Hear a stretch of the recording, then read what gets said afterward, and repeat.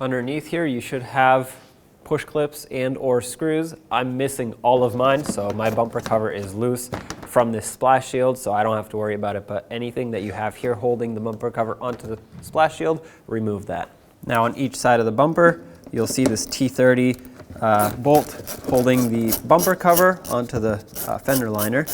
Remove this, follow the bumper cover up, and there's another T30 screw or bolt up here that holds it onto the fender liner. Remove this one as well. And right where the bumper cover meets the fender, there's a plastic push clip that has to be removed.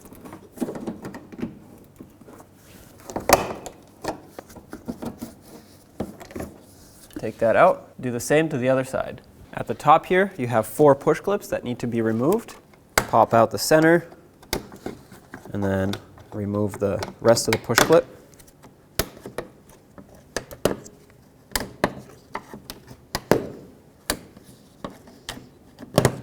And then on each side, right next to each headlight, you'll have one of these T30 bolts. Don't take the headlight one out. Take the one that holds the bumper cover and this shield in place. Take that one out.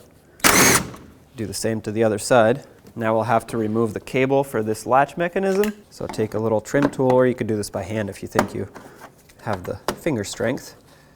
Take the cable, move it sideways, pop it out of here. Set the cable aside. The bumper cover and the fender will have this piece right here, which is glued onto both. You can either peel it off, or what I'm going to do is cut it right here. That way I don't mess with the glue. I don't potentially get it to not stick anymore. So I'm just going to take a razor blade, cut through it, and the seam is almost invisible because it's such a thin cut.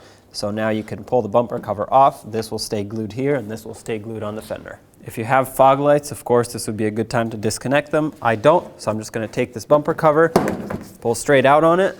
It should pop out of place over here,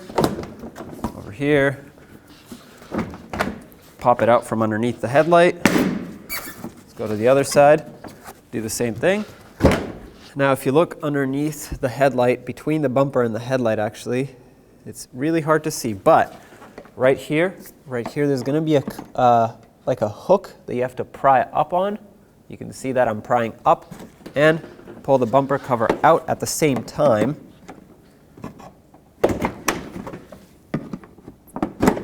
There we go.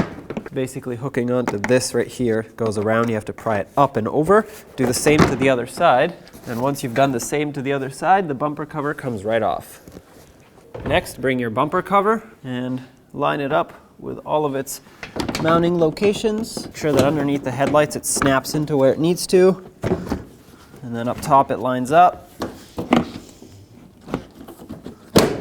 Perfect. Bring it over to the side here. Line that up.